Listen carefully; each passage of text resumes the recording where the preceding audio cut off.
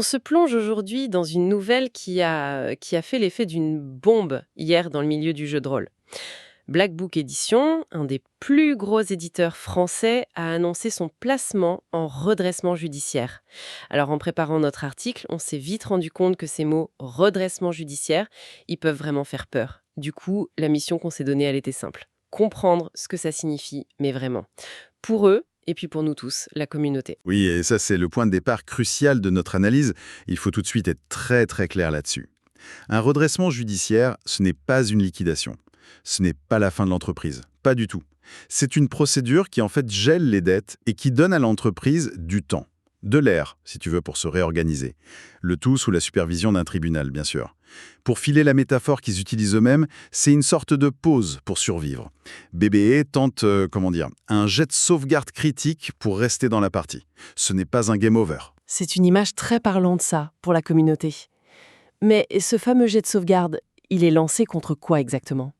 Dans notre article, on a identifié une sorte de grand méchant, le fameux BBGG de l'histoire. Et il est assez surprenant. C'est un entrepôt. Comment est-ce qu'un simple entrepôt a pu mettre à genoux un acteur aussi important ? Parce que cet entrepôt, c'est le symptôme d'un problème plus profond. Après le boom du Covid, BBE a vu très grand. Ils ont investi dans un immense espace logistique. À l'époque, c'était une décision qui semblait logique. Oui, le marché explosait. Exactement. Sauf que, quand le marché s'est calmé, le loyer, lui, il n'a pas bougé. Il est devenu une charge financière, mais colossale. Et quand les négociations avec le propriétaire ont échoué, la trésorerie a commencé à fondre. D'accord, donc le coup de grâce, c'est vraiment le loyer. Mais j'imagine que la situation était déjà un peu fragile avant, non ? Absolument. En analysant leurs finances, celle de 2021, on a vu un signal d'alarme très net. Ils avaient ce qu'on appelle un besoin en fonds de roulement, un BFR, qui était très très élevé. Le BFR, pour le dire simplement. Pour le dire simplement, ça veut dire que des millions d'euros dormaient sur des palettes, sous forme de livres, de boîtes de jeux, au lieu d'être dans les caisses de l'entreprise pour payer les factures. C'est un piège classique pour les éditeurs. Ah oui, je vois. Alors, ajoute à cette structure le loyer exorbitant de l'entrepôt, et voilà, la machine s'est grippée. Mais ce qui est fou, et c'est un point qui m'a vraiment interpellée dans notre enquête, c'est que cette fragilité financière, elle est presque la conséquence directe de ce qui fait leur force, leur modèle économique unique. Ils ne font pas les choses comme les autres et ils le revendiquent.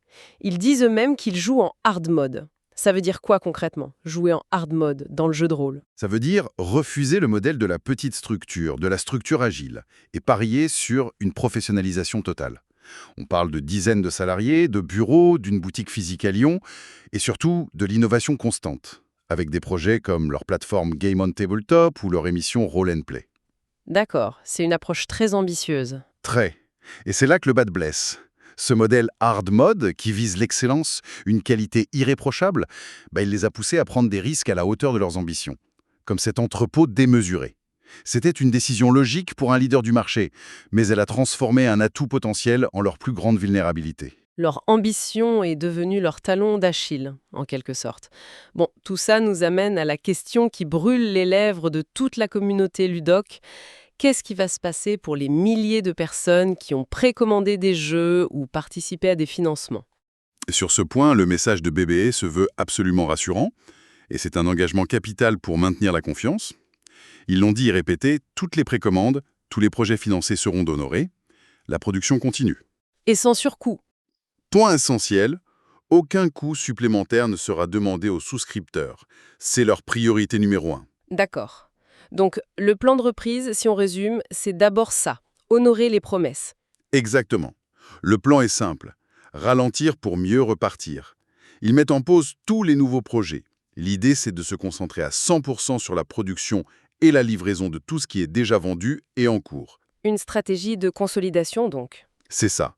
L'objectif, c'est de se réorganiser, d'assainir la structure financière, et ça passera probablement par le fait de se séparer de cet entrepôt pour repartir ensuite sur des bases beaucoup plus saines et, on l'espère, un modèle pérenne. C'est plus clair. Au final, quand on prend un peu de recul, l'histoire de BBE nous force à poser une question qui dépasse leur seul cas.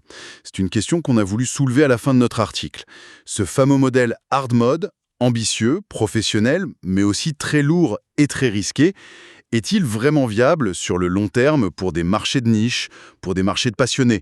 Ou est-ce qu'une crise comme celle-ci nous montre que dans ce secteur, la croissance à tout prix est un pari qui est intrinsèquement peut-être trop dangereux?